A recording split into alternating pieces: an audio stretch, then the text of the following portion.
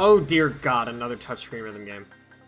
When I started research for this video, I was under the impression that this was going to be another beat stream situation. Similar screen angle, gameplay slightly similar, etc. It's not a game you hear a lot of people talk about either before or since its death. It was always one of those secondary games people kinda played on the margin. It was the game to play while you're waiting in a card line for Sound Voltex or Beatmania. Upon doing some digging, however, I was greeted with some interesting details about the game and the franchise, so let's dive in. This video might be a little less structured as the information for this game is strewn all over the place, but I did my best to put it together into a coherent timeline. So let's talk about CROSSxBEATS. CROSSxBEATS, styled as CROSSxBEATS, is a touchscreen rhythm game series developed by Capcom. It's the only rhythm game series Capcom has ever developed, apart from some other weird touchscreen game called Auto Ranger. But for today's sake, we're not going to worry about whatever that game is. Now, when I went into researching this video, I assumed we were in for another arcade game that got 1 or 2 releases and then died. That seems to be a bit of a trend here. What I didn't expect is that this game actually started on mobile. The original CROSSxBEATS is a mobile game released in 2013. Gameplay of it is on screen now. The gameplay consists of notes appearing in time with the music, accompanied by a few rails, so to speak. The rails go off to the sides of the screen and are where the note indicators slide down toward the touch point. When 2 arrows meet, the player has to hit the respective note. There's your standard tap notes and hold notes, and also flick notes that require you to slide in a specific direction. All of these combine to play a flurry of notes and rails, forming interesting patterns quickly all over the screen. The most interesting thing about CROSSxBEATS as a series right out of the gate is that the producer of the game is the one and only Naoki Maeda. Now, if you've been around Japanese rhythm games for any amount of time, you'll probably know who Naoki is. For those who don't know, Naoki Maeda is nothing short of a legend in Japanese rhythm games. He's most famously known as the producer of DDR during its rise to popularity. He worked with Konami as early as 1995, and after helping as a composer launching the original Dance Dance Revolution to a success, he went on to become the producer of DDR from Second Mix all the way up to DDR-X. Almost 10 years of being the main producer of the series, as well as producing, honestly, a metric ton of songs for each game.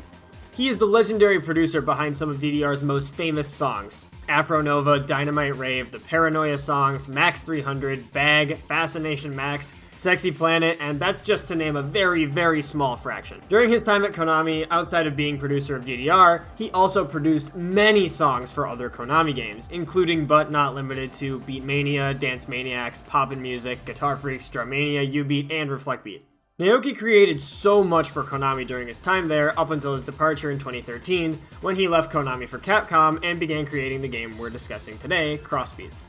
So yeah, that Naoki Maeda. The mobile version of the game has a pretty interesting approach to song unlocks / business model. It is a free-to-play game, so you do get a certain number of free plays over time on a sort of energy system. The game operates on tickets, which you're given 10 of. These recharge every 20 minutes, and it's 5 tickets to play a song. So in that way, you can play a few songs a day for free. If you want to play more, you need to either buy premium tickets or get them from doing missions. It's sort of a way to make a credit-type system for a mobile game, and it reminds me a lot of Neon FM's mobile play system. So this game chugged quietly along and eventually got the arcade version, which I would argue most people know more than the mobile game. The mobile version was Japanese exclusive after all. CROSSxBEATS Rev is the spin-off arcade version and takes a significantly more traditional arcade rhythm game approach. 3 song sets that you can't fail out of, and different gauge types for different types of clears. The game has a ton of licensed music from Capcom series like Street Fighter, Ace Attorney, and Monster Hunter. The unlock system in Rev is almost entirely mission-based, and nearly every song and chart have to be unlocked with a mission. There's no song shop with in-game currency that we see in other games. The most unique feature of the game, other than the gameplay, is probably the different gauges available. You have your normal gauge, which just requires any life in the meter to pass. From what I understand, that means that if you hit 0, you get to finish your song still, just that you failed after.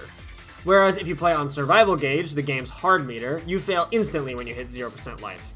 You'll still get your full 3 songs, pass or fail, but if you were, say, trying to clear a mission where Survival Gauge was required, you'd have to pass without letting the bar hit 0%.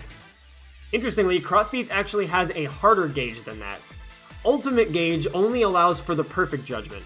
Everything else drops your meter. In this way, it's actually possible to be full comboing the song and still fail. I always enjoy gimmicky meters in systems like this because it creates some fun gameplay opportunities.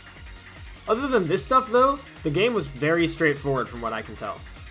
Other than the missions, the game didn't have a lot of gimmicks or weird features, nothing really like that. No big gameplay revisions during its life, it just chugged along doing its thing.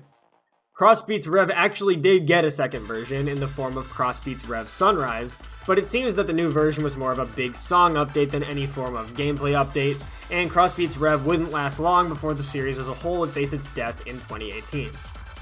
In 2018, Capcom announced that online connectivity for the game would be ended that year, and that the game would receive an offline patch to allow the game to keep operating offline. This was essentially required for this game to prevent all the machines from becoming paperweights, since so much content in this game is gated behind unlock missions. On June 25th, 2018, the offline patch was rolled out and the game's servers were shut down. Thankfully, other than score saving, all the other features of the game, minus things like unlock missions, were kept playable. This is another case of an offline patch helping to preserve a game, and all the more reason that an arcade rhythm game should get one when it's shut down. However, unlike a lot of the other games we've discussed so far in this series, I think the reason for the death of CROSSxBEATS is actually a little bit hard to nail down. There's a lot of potential reasons I can think of, so let's touch on a few of them. First off, it could have been a bit of poor traction from the start. The arcade version of the game was actually location tested in South Korea and in Taiwan with the help from Andamiro, the publisher for Pump It Up. However, the game never released there for whatever reason. Another possible issue could have been just the game kinda running its course. Music licenses expire over time, maybe the game just didn't ever produce enough revenue to justify more content, something like that. Other possible issues include that of which we've seen before. In the Beatstream episode, I argued that the biggest problem that the game had was that your arms block the screen so that the player can't see the notes. It's maybe slightly better in this game, but it still suffers from that issue as well. The game also just seemed to be less popular overall. Maybe the lack of the Konami name caused that, or something else. Like I mentioned before, it was kind of the side game you gave a shot while you were waiting for something else. As far as I was aware, there weren't a lot of dedicated players for the game. I know people enjoyed it for what it was, but maybe it just took its place as a sort of secondary rhythm game in the vein of Re-Rave or DJ Max Technica. The game's concepts didn't completely die off when the arcade and mobile versions shut down, however. CROSSxBEATS actually has a spiritual successor in the form of Seven's Code. This is a significantly more recent release and is also still produced by Naoki. This game has 2 play modes, and the Chaos game mode retains almost exactly the same gameplay, seen on screen here.